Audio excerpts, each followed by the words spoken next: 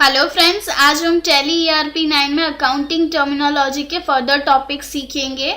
यहाँ पे आपको कुछ और टॉपिक्स दिए हैं अकाउंटिंग टर्म्स के। आप देख सकते हो, आपको यहाँ पे सारे टॉपिक्स दिए हुए हैं।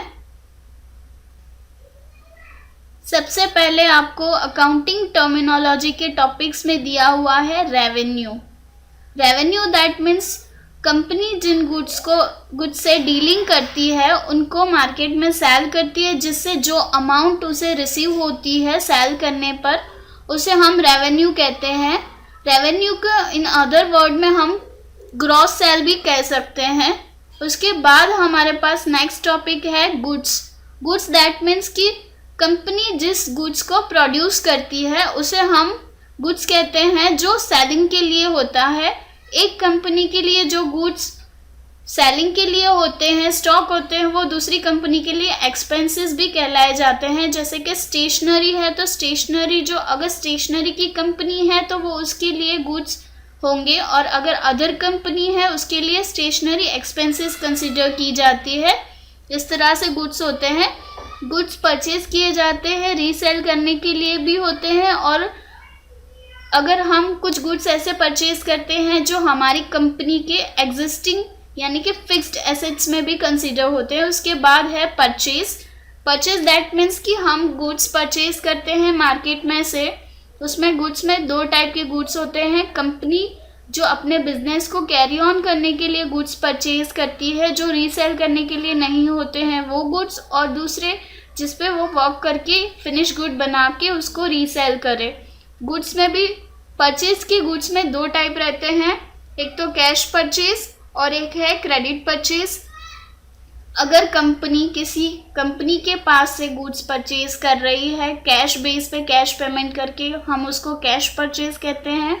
और अदर कंपनी को क्रेडिट पे परचेज कर रही है, यानी फ्यूचर में अमाउंट पे करने के प्रॉमिस से परचेज कर रही है, हम उसे कहते हैं क्रेडिट परचेज। इस तरह से परचेज में दो टाइप्स रहती है। उसके बाद है सेल्स। सेल्स में भी आपको यहाँ पे दो टाइप दी है, कैश सेल्स और credit sales. Sales that means जिस गुड्स पे कंपनी डील करती है उस गुड्स को सेल करना। कैश सेल्स में ये रहता है कि कंपनी गुड्स को कैश में सेल कर रही है, सेल करके इमीडिएटली कैश रिसीव कर रही है। क्रेडिट सेल्स की अगर कंपनी किसी पर्सन को क्रेडिट बेस सेल कर रही है, यानी on his credit goods sale कर रही है ऑन फ्यूचर पेमेंट। नेक्स्ट है stock. Stock that means stock में भी आपको यहाँ पर डिफरेंट टाइप्स दी हैं। स्टॉक में है सेमीफाइनल, वर्क इन प्रोग्रेस और फिनिश गुड्स रहते हैं। स्टॉक वो रहता है, दो स्टॉक्स रहते हैं। अगर कंपनी जब बिजनेस स्टार्ट कर रही है तब अगर बिजनेस में गुड्स ला रही है that is called opening stock, और ईयर एंड में जब भी कुछ गुड्स बच गए हैं तो उसे हम कहते हैं क्लोजिंग स्टॉक। एक साल का क्लोजिंग स्टॉक नेक्स्ट साल का ओपनिंग स्टॉक बन जाता है। इस तरह से स्टॉक वर्क करते हैं। उसके बाद आपको नेक्स्ट ऑप्शन दिया है लॉसेस। अभी हम नेक्स्ट टॉपिक लॉसेस पढ़ेंगे। लॉसेस दैट मीन्स कि अगर कंपनी की इनकम एक्सपेंसेस से कम हो, यानी कंपनी की एक्सपेंसेस बढ़ जाएं इनकम से कंपैरिजन में, तो तब कंपनी लॉस करती है। सपोज कि हम एग्जांपल लेते हैं, अगर कंपनी ने गुड्स प्रोड्यूस करने में 10,000 का एक्सपेंस किया और किसी रीज़न थ्रू वो गुड्स हमें ना मार्केट में 9,000 में सेल करने पड़ रहे हैं, तो 1,000 जो डिफरेंस रह रहा है that is called as a loss. अगर कंपनी का कोई एम्प्लॉय गुड्स की थेफ्ट यानी कि गुड्स की चोरी करता है तो वो भी लॉस कंसिडर होता है। उसके बाद हम पढ़ेंगे नेक्स्ट टॉपिक है प्रोपराइटर। प्रोपराइटर वो पर्सन होता है जो कंपनी में कैपिटल लाता है, यानी कि कैश लाता है, एनी एसेट्स लाता है, वो प्रोपराइटर कहलाया जाता है, बिजनेस का ओनर रहता है। उसके बाद है ड्राइंग। ड्राइंग दैट मीन्स कि अगर कंपनी का ओनर और प्रोपराइटर अपने पर्सनल यूज़ के लिए बिजनेस में से कुछ अमाउंट घर पे ले जाता है, यानी कि खुद के यूज़ के लिए कुछ कैश या फिर फर्नीचर या एनी काइंड्स ले जाता है, उसे कहते हैं ड्राइंग। उसके बाद है डिस्काउंट। डिस्काउंट दैट मीन्स कि अगर कंपनी अपने कस्टमर को सम अमाउंट की छूट देती है, यानी कुछ अमाउंट की छूट देती है उसे हम डिस्काउंट कहते हैं। डिस्काउंट के 2 टाइप्स रहते हैं, ट्रेड डिस्काउंट और कैश डिस्काउंट।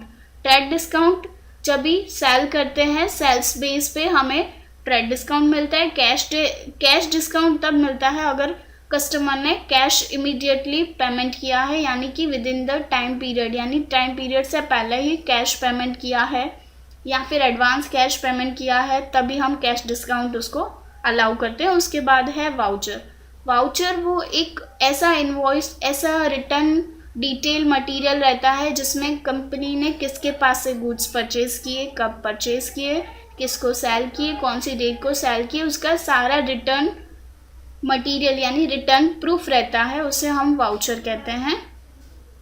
उसके बाद नेक्स्ट 2 टॉपिक हैं डेबिट और क्रेडिट। डेबिट और क्रेडिट बैलेंस शीट और कंपनी के जो हम अकाउंटिंग के लिए पर्टिकुलर्स बुक रखते हैं उसमें हम इस तरह की 2 साइड बनाते हैं, डेबिट और क्रेडिट, जिसमें अगर हमारे पास कोई गुड्स आ रहे हैं तो हम उसको डेबिट साइड मेंशन करते हैं और जा रहे हैं तो हम उसको क्रेडिट साइड मेंशन करते हैं, यानी एक प्रॉपर वे को मेंटेन करना, उसे कहते हैं डेबिट और क्रेडिट।